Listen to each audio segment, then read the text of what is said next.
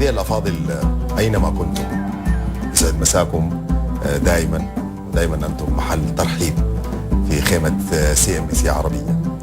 وحلقة اليوم خفيفة جدا كمان ويمكن اليوم يعني أنا تظهر لي فيها مواهب أخرى، فحاول أشارككم فيها.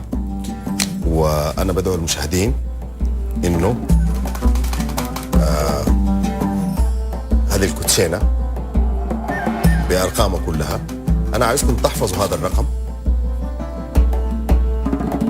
وأنا هحكي لكم قصته يمكن في نهاية الحلقة أو كده، لكن مهمة جدا المسألة دي عشان تشوفوا كيف مواهبنا في CNBC عربية نحن كبيرة جدا، مش بس اقتصاديين. نعم يعني في حاجات مهمة جدا. على كل حلقة الليلة هي خفة اليد والمهارة والألعاب، ألعاب الخفة وقراءة الطالع برضو ممكن تدخل في الموضوع. هذه المسألة حنناقشها ما بين حقيقتها وما بين البعض اللي بيقول إنها سحر، وتختلف الحقيقة الرؤى والجدل كثيف وكثير في هذه المسألة. وألعاب الخفة دائما توحي بأن شيء مستحيل حدث، وإن كان هذا التغيير مصدر يمكن المهارة وخفة اليد لمن يقوم بذلك. ونحن نشاهد يعني أنواع شائعة من خفة اليد في إظهار أشياء من العدم، إخراج أرانب من قبعة فارغة كما كنا نشاهد على الدوام، إخراج قطع نقدية من جيب فارغ وغيرها. لكن هذه المسائل تطورت يعني بشكل كبير جدا، وأصبح الساحر هو بسموه ساحر، احنا ما بنسميه ساحر، بنسميه رجل يتمتع بخفة اليد والمهارة والموهبة. لكن البعض يقول الساحر يخفي نفسه أحيانا، يخفي شخص آخر، يخفي مبنى كبير حتى لو كان برج خليفة مثلا، كما تم إخفاء تمثال الحرية في الولايات المتحدة الأمريكية. دي أجواء الحلقة عشان تكونوا معنا في الصورة. أنا برحب بكم، وزميلتي ميسر قلة ترحب بضيوفنا في الخيمة هذا المساء. يسعد مساك يا ميسر. مساء الخير طيب، ومساء الخير لمشاهدينا. طبعا في هذه الحلقة كما ذكر الطيب حلقة خفيفة سنحاول فيها طبعا مشاهدينا معرفة الفرق ما بين خفة اليد وما بين السحر كما يطلق عليه البعض، وما بين الشعوذة. هناك نوع من الخلط ربما ما بين الأمرين. لكن دعونا نرحب ضيوفنا في هذه الحلقة السيد معين البستكي، وهو أيضا المعروف بخفة يده والذي قام بعدة مهارات في هذا المجال. أهلا وسهلا فيك أستاذ معين. يسعدني ويشرفني أنكم متواجد معكم اليوم في برنامجكم الجدا مبهر وله متابعة جدا كبيرة، وأنا كنت من متابعينها، ويشرفني أنكم متواجد لأول مرة مع CNBC ومع الأخ طيب ومعك أستاذة. وإن شاء الله احنا نسوي لكم أشياء تكون جدا جميلة وحلوة وتنبسط معنا فيها. شكرا جزيلا لك وأهلا وسهلا فيك. أيضا نرحب بضيفنا السيد ماريو عون، المحلل والأخصائي النفسي، اللي راح يشرح لنا قد ايه ايضا العامل النفسي مهم في هذا المجال، قد ايه الادراك البصري وايضا هناك الخدعه البصريه قديش راح يكون لها تاثير، والعامل النفسي طبعا في استيعاب هذه الخدعه. نرحب بكما وكل عام وانتم بالف خير. شكرا لي كمان.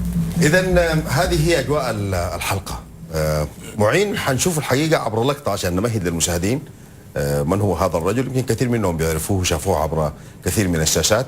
نخليكم مع معين في اللقطة الأولى، في الحركة الأولى، في خفة اليد الأولى، ومن ثم نشوف أجواء الخيمة.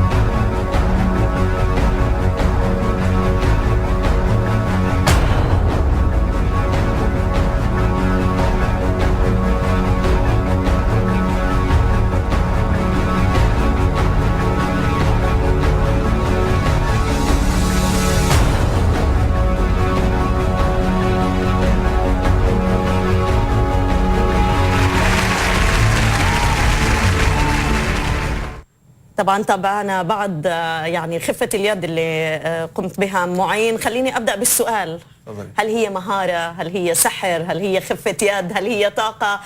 كيف يمكن أن نصفها؟ الشيء اللي ابغى اكده للمشاهدين واللي يشوفونه وللجمهور بشكل عام ان لا معين البستكي ولا غيره من العالميين يتعاملوا بالسحر. احنا كنا نتعامل بالعاب خفه، خدع بصريه، تقنيات، اساليب موجوده لاحداث المستحيل. المستحيل هذا احنا في بروسس له نوصل له، وهالبروسس يبغى له شغل، في تدريج، في شغل، في تقنيه موجوده تؤدي لك الواجب لانك تجيب لك المستحيل، وهدفها التسليه، لا في ارتباط بجن ولا شياطين ولا قرين ولا مما يحكى. احنا كلها هي العاب خفه، كلها هي خدع بصريه لتسليه وابهار المشاهد بالاشياء اللي نسويها. نعم جيد. معين، انا برحب بك من جديد. يا مرحبا بك. طيب وربنا يعينك معنا الليله في هذه الحلقه. الله يخليك يا معين. هنلقى فيك فرصه الحقيقه. ومعنا ايضا مراقب يحضر هذا اللقاء، مراقب نفسي واجتماعي، عشان نتحدث معه في كثير من هذه التفاصيل. لكن انا عاوز اشوف تجربتك انت الشخصيه، من خلالها استشف هؤلاء الذين يتمتعوا بمهاره اليد والخفه والموهبه، هل عندهم استعداد فطري جيني ومما هم صغار، ولا من خلال قصتك انت ايش علاقتك مع خفه اليد والعاب الخفه وهذه المهارات؟ بنعطيكم نبذه عن حياتي شلون بديت فيها. صحيح. وبعدين ممكن احكي لكم ان الواحد شو يبغى له من المهارات. جيد. انا بديت في قصتي مع العاب الخفه، في ناس على بالهم اني انا بالدرجه عندي توارثت من اجداد واباء والى اخره. انا على ايام ايام قبل الاتحاد، احنا اجدادنا وابائنا كانوا يسافرون للهند للتجاره، وحتى كانت العمله هي العمله الروبيه في الخليج. فجدي على وقتها كان مسافر الهند، شاف جماعه في الهند يمارسون العاب الخفه، فبعد ما انتهى العرض اللي عندهم وانبهر، راح لي الليدر للجروب قال له بتعلم، قال بعلمك مقابل مبلغ نقدي. فتعلم العاب الخفه واجا لي دبي، منها حاول ان يعلمها ابويا واعمامي، ما حبوا يتعلموا. صادني انا الصغير ب6 سنوات، قال تعال ابي لا براويك حركه. راواني حركه سحريه جدا جميله بعمله نحاسيه، انبهرت فيها، حبيت اتعمق، علمني كل اللي يعرفه. وعلى ذاك الوقت ابوي كان يجيب اشرطه من امريكا، احسس انه كان عنده محل فيديو كان يسجل ويبيع افلام انجليزيه والى اخره، منها كانت تجي لنا اشرطه ديفيد كوبرفيلد. فكنت اطالع وانبهر على ذاك الوقت، فتعمقت، درست. جدي علمني، كنت اروح المدرسه اعرف لي كم من حركه خفه، اكلم الشباب اقول له مين يعرف لي حركه، اعلمه حركه ويتعلم مني. وانا دائما انصح الاباء والامهات ان يعلموا الصغاريه الموهبه تبع الطفل. هي ليش الصغاريه يحبون، والياهل الصغير هذا اكيد الاستاذ ادرى منه في علم النفس، ولكن الياهل الصغير خجول بشكل عام، بيخاف يتعامل مع الكبير ويخاف مع اصدقائه في المدرسه. فاحييهم واخبرهم انه يعلمون الصغاريه العاب الخفه، لان انت كذي تخلي الياهل شويه مميز مختلف، يعمل لي حركتين في المدرسه، الصغاريه الثانيين يحبون انه يكونون اصدقائه لانه هو مميز ومختلف. فدائما اخبرهم علموا الصغاريه العاب الخفه على اساس انها تفتح باب الخجل هذا عندهم. حتى انا اخبر الازواج يتعلموا العاب الخفه. ليش؟ تكسر الروتين، روتين الحياه ممل ودائما نفس الشيء، فيوم يعمل لي حركتين قدام زوجته ويا الاهل يمكن هون يمكن وحده بتخاف ترتبط بواحد عندها الالعاب معينه. في العاب مخيفه، في العاب مبهره، في العاب حلوه وجميله، فانت اعتمد على نوع الالعاب اللي بتسويها، واحنا بنسوي لكم كم من حركه ان شاء الله. نعم، يعني مساله الازواج دي اذا كان زوج من زوجته ممكن يخفيها. والله يتطرقوا لي المسائل اللي تجيني، في ناس يكلموني الله يذكرها بالخير، اخت جتني على الفيسبوك قالت ممكن تخلي زوجي خاتم في صباعي. قلت لها اختي انت ذاك عن الشخص الغلط، انا ما اعمل السوالف. ممكن تخليه يركض وراي وانا قلت لها انا اختي ما عندي في السوالف هاي. قالت ممكن تعطيه الشلل اساس انه ما يتحرك. قلت انت تبين الشر في الرجال، ليش نجمعه؟ فهي الناس يجوني بطلبات مختلفه وعجيبه حكم الاشياء اللي يشوفونها اللي نسويها احنا على الشاشات. نعم. هي شويه مبهره وخارج نطاق العقل اللي ممكن يتقبلها ان تكون بس لعبه خفه او العاب. معين، انت حكيت لنا شوي يمكن عن حياتك، لكن خليني اشوف التحديات. يعني المجتمع الاماراتي مجتمع محافظ نوعا ما، الدخول لهذا العلم ايضا يعني اكيد واجهتك فيها تحديات، تقبل العائله ايضا يمكن لانك تستكمل العمل فيها. حدثنا اكثر عن المواجهات او الصعوبات اللي قابلتك. هي قبل ما ادخلك على الموضوع، ان الاستاذ طيب كان طالب مني ان اقول هل انه ممكن لناس معينه يسووا العاب خفه او الكل؟ نعم. انا ذكرت هذا قبل واذكره مره ثانيه. علم العاب الخفه والخدع البصريه ما هي محدوده لشخصيه معينه. انا من الاشياء اللي حاولت اسويها في العاب الخفه عندي اني ما احاول ان البس مثل الاجانب عشان اسوي العاب خفه. نعم. انت ممكن تكون من اي شكل، من اي دوله، باي لبس، باي طريقه وتسوي العاب خفه. حتى ان يجوني ناس يكونوا والله يجيب لهم الشفاء، يكونوا من المعاقين او ذوي الاحتياجات الخاصه. نعم. يطلبوا يتعلموا واعلمهم. هي انه ما هي محدود على قدرات معينه. انت ممكن كونك من اي بلده واي نوع واي شو كونك تتعلم العاب الخفه. حتى واحد كان ذاكر لي والله يجيب له الشفاء انه ما يقدر يكتب، يستعمل ايده اليمين في العاب الخفه. فقلت له الموضوع ما مرتبط بايد ولا بحاله، ممكن اعلمك العاب ما لها خص باستعمال يدك. نعم. فهذه كانت الاجابه على الاستاذ طيب. ولكن التحديات اللي واجهتني كانت جدا كبيره. انا كنت جدا متخاوف قبل ما ادخل على شاشه التلفاز واكون على القنوات المحليه. كنت جدا خايف من رده فعل المشاهدين، الاهل او اهلي جدا متحافظ. انا اختي جدا متحافظه وجدا ما تحب تتابع الاشياء اللي اسويها. فاحنا جايين في عيله نوعا ما كل واحد على نهايه الخط، انها هي جدا محافظه وانا لاعب خفه. انا كشخص كنت جدا متخاوف من رده فعل المجتمع الخليجي، المجتمع الاماراتي، اهلي، اصحابي، اللي هل حيتقبلوا الموضوع، هل حيرفض الموضوع. وكنت جدا متخوف من اهل الدين عندنا، ان انا بكره شو الهجوم اللي حيصير علي. حسب انه ساحر على الاقل، حسب اساس انه ساحر. وجدا من الناس وكثير منهم لو تدخلي على تويتر على الكلام اللي صار علي، ان والله يحفظهم يعني من الكلام جدا سيء، من الكلام ان انا اتعامل مع السحر والشيطان والقرين ومن الامور هذه، واللي كفر واللي سوى والله يسامحهم. ولكن هي كلها العاب خفه. نعم. انتم يعني حنساعدك عبر هذه الحلقه اننا نوضح بقدر الامكان انه هذه المسائل كلها العاب خفه حتى تنجو من هذا الهجوم. قول يا معين. فاصل قصير. حيخفيك يا طيب. معين حيخفيك. انا جاهز. فاصل قصير مشاهدينا الكرام، نرجع لاجواء الخيمه. اليوم اجواء الخيمه يعني خفيفه ولطيفه، لكن برضو غامضه وفيها كثير من المفاجآت. اهلا بكم من جديد مشاهدينا. طبعا خلينا نستغل الوقت ونستغل ضيوفنا ونشوف استاذ معين رح يبدا لنا باول حركه خفه اليوم. يا معين احنا على ايام لو نرجع سنين قبل، يوم نقوم من النوم ما كانت عندنا موبايلات تحطها على التايمر يقومك من النوم. كانت في ساعات قديمه مثل شيء تحطها وتزعجك وتقوم من النوم. فذاك الوقت وسنين قبلها وانا كنت صغير، واحنا صغاريه كنا نلمح اشياء موجوده في البيت وهذا، وانت راقد تقول اوه شفت الوحش دخل علي. فانا الوحش اللي كان نوعا ما كنت اتخيلها كنت مسمينه عبده، ما اعرف ليش. كنت اقول عبده دخل علي وعبده دخل علي، وكان يخوفني. كل واحد كان عنده هذا الهاجس انه شاف حدا بالبيت، يعني في البيت وقاعد يدخل عليك وانت راقد في الكبت ومن الامور هذه.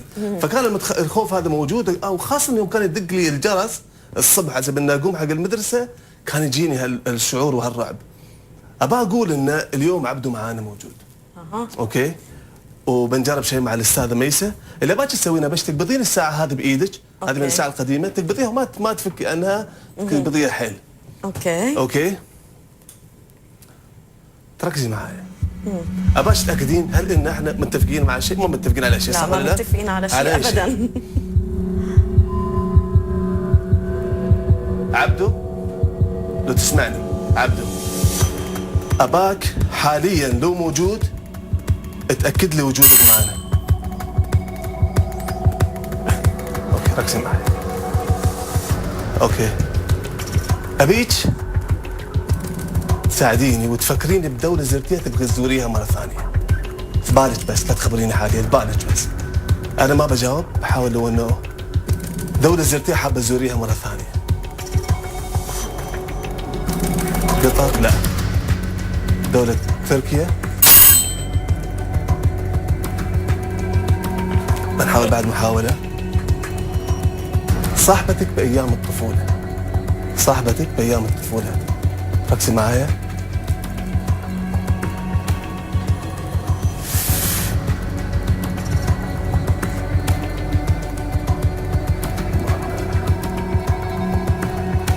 صبا. صبا. مشكورة ما قصرت. حتى سهل.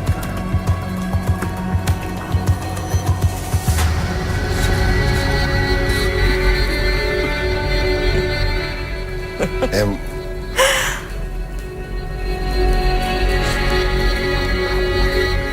7 والبلد هي تركيا. استاذن انا. انت وين رايح؟ خليك قاعد معي.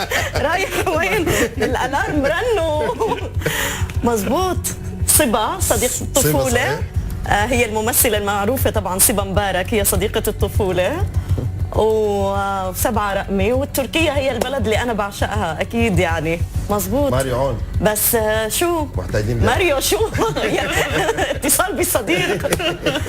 طب شو احنا ما استخدمنا ولا شيء هون هلا، ولا ادوات ولا اي شيء.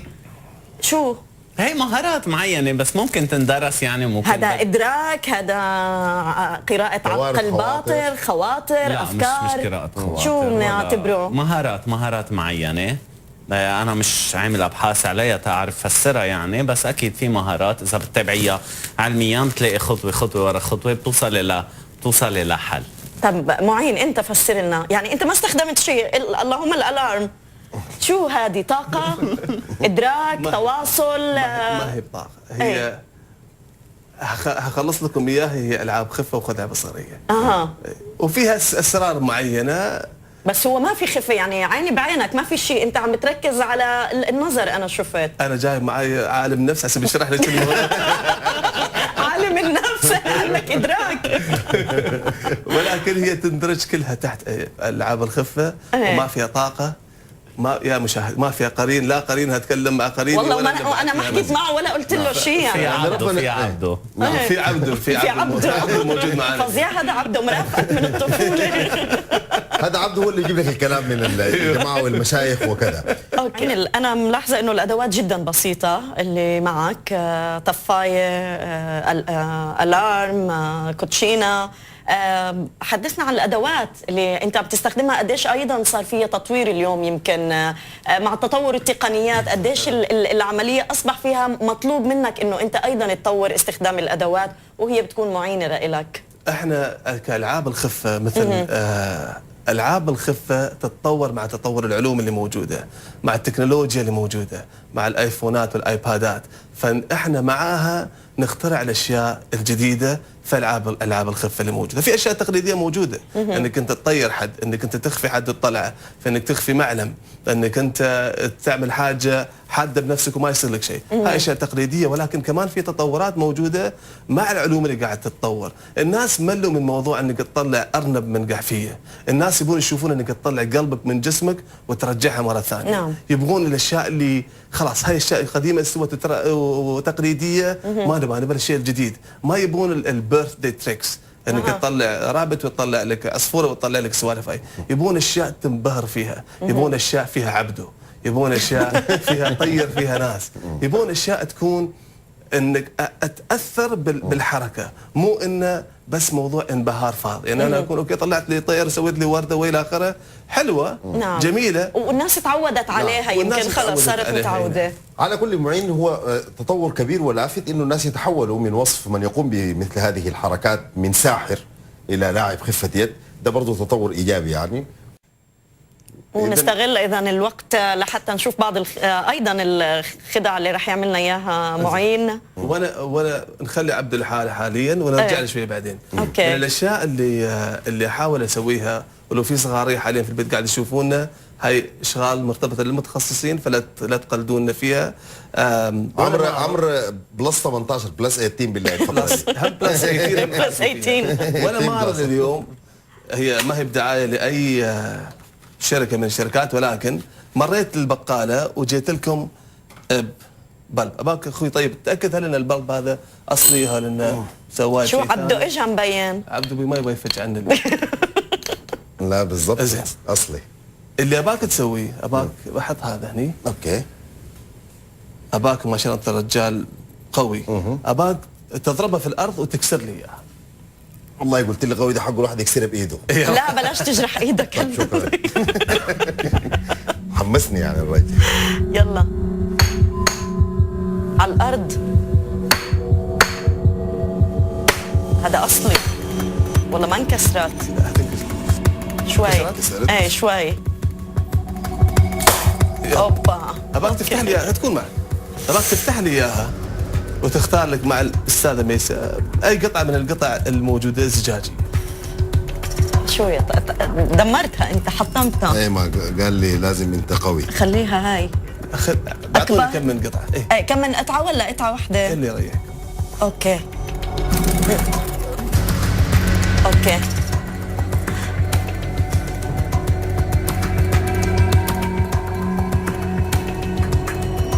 معين لا تبلعها.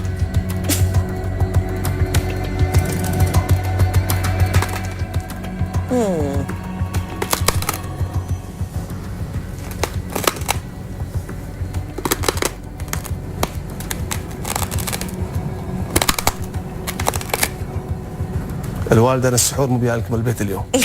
السحر عند الشباب.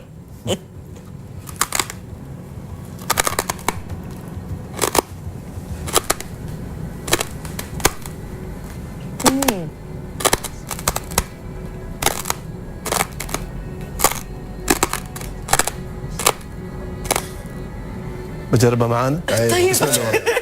لا انا عندي هنا هو. انا عندي موجود اهو الحمد لله. جميل جميل جميل جميل. طيب دي باليميش كمان بتجنن. يعني لا رح تبلعهم معين. إيه. المي خلينا. عمران اعطينا المي.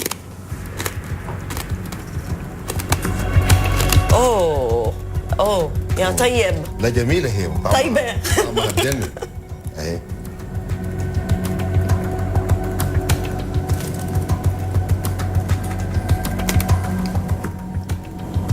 اوه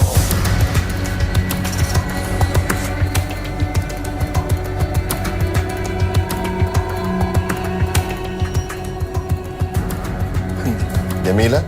طيب. ما قصرت. تفضلي ميساء. شكرا. هي تحلاية رمضان. حلاية رمضان. والله ما عارفين نلاقيها من عبده ولا نلاقيها على كل. طبعا معين اتسحر بالقزاز بكره حيصوم ولا حيولع ما معروف. تفضل مكان. يعني معين قديش مؤذية هاي. يعني طبعا مثل ما قلت احنا بننصح ما حدا يجربها ابدا. ما حد يجربها. اكيد. هاي من الاشياء اللي عرفوا عنها المتخصصين في العاب الخفه في الهند. سووا الاشياء اللي هي شويه اخطر في العاب الخفه مثل اكل الزجاج وضرب المسمار والمشي على الزجاج. فهاي كل الاشياء انا اسويها في عروض المختلفه. بعدها في زجاج فانا ببلعهم وانا قاعد اتكلم معاكم. أوكي. فهي نوع من انواع العاب الخفه. يسموها بزار ماجيك. الماجيك شويه المخيف اكثر. اوكي. خليه يبلع مزبوط يخلص الازاز. طيب انتقل لكم شيء ثاني. ايه ايه طيب. لا جدا تفضل. نعمل شيء ثاني بهالاثناء ولا ايه؟ طيب. نعم. أوكي. ايه خلينا نعمل طيب. شيء ثاني. طيب اللي باك تسويه باك تاخذ الكوين هذا. نعم. باك توقع عليه او انك تعلم عليها من الطرفين. تفضل. من الطرفين. اي نعم. هنا عندنا كوتشينه معروفه احنا في العاب الخفه في كورس. وفينا نلعب ماريو على فكره كمان استاذ معين معانا يعني حتى شوي ممكن ليش لا.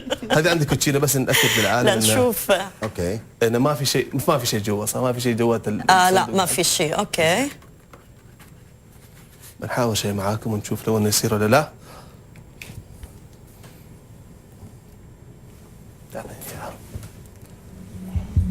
اخوي طيب. نعم. اذا باك تسوي انت وقعت على الكوين. صحيح. ابغى الكاميرا تاخذ الكوين. فينا نعمل زوم ان اكثر. هيو على الطرف الكوين على الطرف. ابغاك تركز عليه. انا بعيد عن الكون وبعيد عن الكوتشينه وكل شيء. ما في شيء رابطني فيها. ابغاك تركز عليه. ابغاك تتخيل معاي ان انت قاعد تدف الكوين قاعد تحركها منك انت، من عيونك، قاعد تدف طاقه صوبها وقاعد تحركها. ركز عليها، ركز عليها، ركز عليها. جربها مره ثانيه. كون هني حسب نصعب الموضوع، نجيب شيء يكون حاجز بين اي شيء ممكن على بال المشاهد قاعد يربطني ويربط فيه. الموضوع عندك والتركيز عندك وعبده معاك. ركز معي، ركز على الكوين كأنك قاعد تأثر فيها بطاقة. انت للكوين، انت للكوين، انت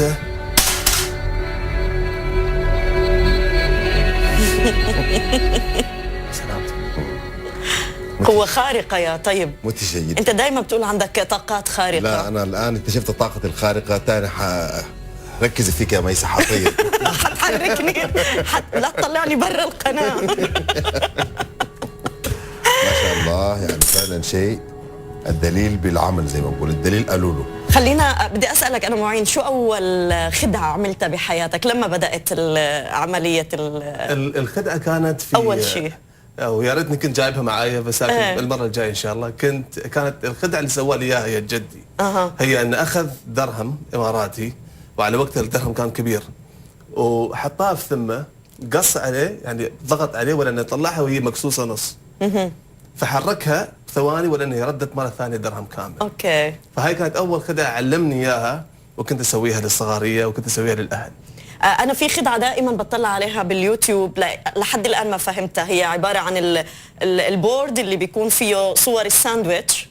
ويمكن عم بيعملوها باسيا اكثر شيء. بيجي انه اللي ايده خفيفه جدا بيطلعها وبصير مكانها فاضي وبتتحول لساندويتش حقيقيه بتقدر تاكلها مباشره. هاي انا ما عم بفهمها صراحه. يعني هاي خدعه جميله لسائر تاكاياما من اليابان. فسواها واشتهر فيها الحال. لاي مدى تجد متعه انت شخصيا وانت تمارس هذا النوع؟ بس لنقول له للمشاهدين انه معين اصلا دارس اداره اعمال، يعني ممكن ينضم لCNBC باي لحظه.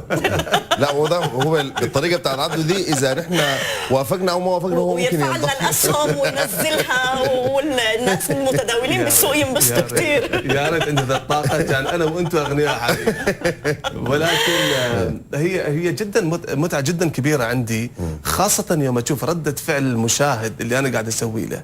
وحلاوه العاب الخفه على السنين اللي مضت. ايام قبل انت تشوف على المسرح، صحيح. تشوف على التلفاز، ولكن لما تشوفها قدامك وتشوف قاعد يصير شيء جدا مو معقول قدام عيونك انت تصدقها. على التلفاز الواحد يقول يا اخي يمكن سواها بالطريقه الفلانيه، يمكن اخفى شيء، يمكن غطاه، يمكن مونتاج، يمكن شو ما يكون. صحيح. ولكن لما تشوفها كلوز اب قدامك وانت جالس الشخص قاعد يسوي لك اياها، وانا اشوف رده فعل المشاهد تكون جدا صحيح. قد ايه عم تاخذ وقت للتدريب؟ قد ايه تقريبا؟ فيها تدريب. هي تعتمد على الحركه، عن حركه لحركه ثانيه. نعم. ولكن الموضوع تكون فيها تدريب، فيها ممارسه، صح. عشان انك تتقن الحركه هاي يوم تسويها قدام. انا الحقيقه طبعا كنت بديت الحلقه دي بلعبه زي ما كنا بنتذكر في بدايه الحلقه قبل ما ندخل مع المحترفين. بطارسه لو تكرمت تعمل معانا اللعبه، وابراهيم ابو لما ممكن تديني موسيقى زي اللي اعطيتها لمعين بنفس الطريقه، والا ما حقدر اشتغل بنفس الحضور والخطوره. انا عملت لعبه خطيره جدا، ووريت المشاهدين انه في رقم، كنت بتذكر انه الرقم 3 افتكر كان صح 3 ديناري، وهو انا كنت شايفه في المونيتور قدامي. طبعا الموسيقى دخلت يا ابراهيم، ما كده حالغي العرض انا. الله ممتاز. فعملت الرقم 3 الحقيقه. انا وينه ال3 مش عم يطلع، وذاته ما طلع. افشل خفه يد. المهم هو حتى الرقم 3 نفسه انا كنت شايفه في المونيتور قدامي يعني، وعامل فيها ما شايفه، فحبيت يعني اوري انه هي جزء من اسرارك يعني. وانا افشل الحقيقه لاعب خفه. احنا استمتعنا جدا عزيز وغالي، لي الشرف والله. معين، بس السعاده ان اكون معك في هذه الحلقه، وانت رجل لطيف وخفيف اليد واللسان، وصادق. نعم وصادق، هذه أهم شيء. شكرا لوجودك معين البستكي، استمتعنا بهذه الخيمة، وشكرا لمريعون أيضا المحلل النفسي. مشاهدينا إن شاء الله تكون حلقتنا كانت خفيفة نوعا ما عليكم. والحقيقة الحلقة فيها حاجة برضو غريبة جدا، معين وعون. معين الله يعين الجميع. تحياتي والفريق العامل في هذه الحلقة. إلى اللقاء. إلى اللقاء.